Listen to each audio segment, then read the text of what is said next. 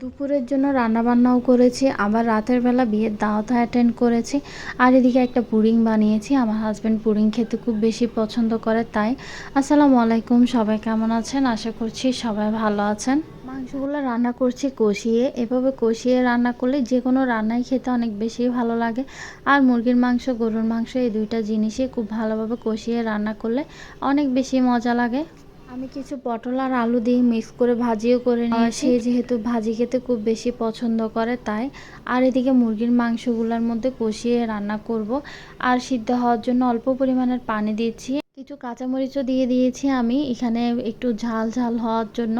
আর কাঁচামরিচের স্মেলটা আমার খুব বেশি ভালো লাগে। কাঁচামরিচ, ধনেপাতা এই দুইটা জিনিসের স্মেলটা অনেক বেশি ভালো লাগে যে কোনো রান্নার মধ্যে।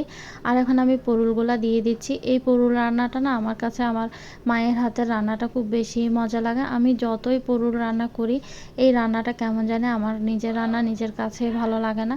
আমার মা এই পরুলটা যেভাবে রান্না করুক আমার কাছে খুব বেশি ভালো লাগে। আমার হাতের এই রান্নাটাও অনেক বেশি মজা হয়েছে। আমার ফুফি শাশুড়ি, তারপর আমার হাজব্যান্ড দুজনেই খেয়ে অনেক বেশি প্রশংসা করেছে। এই রান্নাটা আমি খুব সিম্পলভাবেই করেছি, একদম পাতলা করে ঝোল করে চিংড়ি মাছ দিয়ে, মসুরের ডাল দিয়ে। সবসময় পরুলটা এভাবে রান্না করা হয়।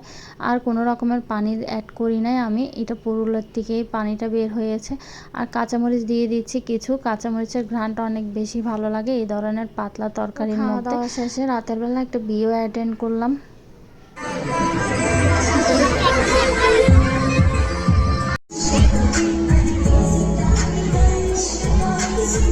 পরপরে এই বিয়েটা অ্যাটেন্ড করেছি। আর আমি ব্লগটা শেয়ার করতে পারি নাই, অনেক দিন আগে এই ভিডিও ক্লিপগুলো নিয়েছি, এখন শেয়ার করলাম সবার সাথে। অনেক বেশি আলসেমি লাগে করতে, ভয়েস ওভার করতে। আর এই তো আমরা ব্যাক করছি এখন। ঈদের পরপরে এই বিয়েটা অ্যাটেন্ড করতে পেরে অনেক বেশি ভালো লেগেছে। জাস্ট খাওয়া দাওয়াটা করে কিছুক্ষণ বসলাম, তারপর আমরা ব্যাক করছি। সময় রোড ভিউগুলো দেখতে খুবই সুন্দর লাগছিল আমার, তাই একটু ভিডিও ক্লিপ নিলাম। আর আমার ভালো লাগা থেকে সব কিছু আপনাদের সাথে শেয়ার করা। দেন আমরা বাসায় এসে পুডিংটা খেয়েছি, অনেক বেশি মজা হয়েছে খেতে, অনেক বেশি সফট ছিল। সবাই ভালো থাকবেন, আল্লাহ হাফেজ।